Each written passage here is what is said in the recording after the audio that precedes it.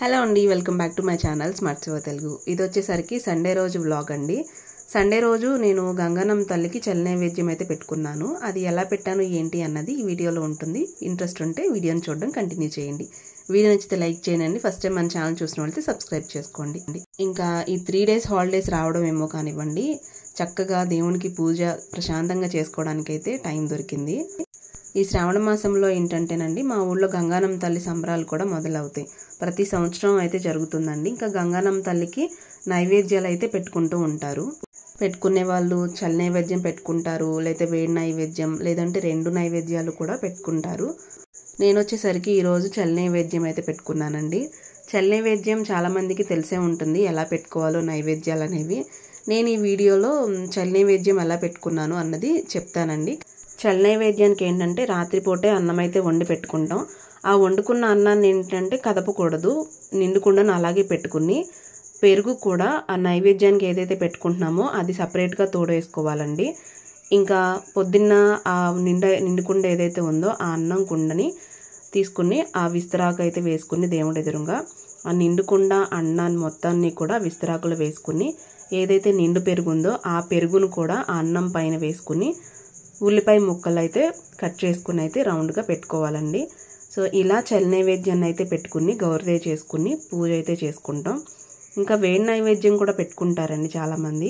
ఆ వేడి నైవేద్యం ఏంటంటే ఇంకా గారెలు వండుకుని పరవన్నం వండుకుని ఆ విధంగా అయితే పూజ చేసుకుంటారు. చాలామంది అయితే గుడి దగ్గరికి వెళ్ళి కూడా ఇలా చల్ల నైవేద్యం ఇచ్చుకుని కొబ్బరికాయ గుడి దగ్గరే కొట్టి అయితే వస్తారు.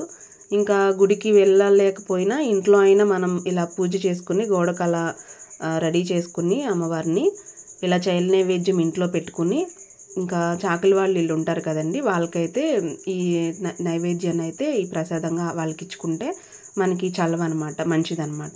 కాబట్టి ఇక నేను ఇంట్లోనే ఈరోజు చల్ల నైవేద్యం అయితే పెట్టుకుని మేము ఎప్పుడు ఇలానే ఇస్తూ ఉంటామండి. వేడి నైవేద్యం పెట్టుకుంటే మాత్రం కంపల్సరీ గుడికి వెళ్ళి వేడి నైవేద్యం అమ్మవారికి నైవేద్యంగా పెట్టుకుని కోళ్ళు అయితే తిప్పుకొని వస్తామండి.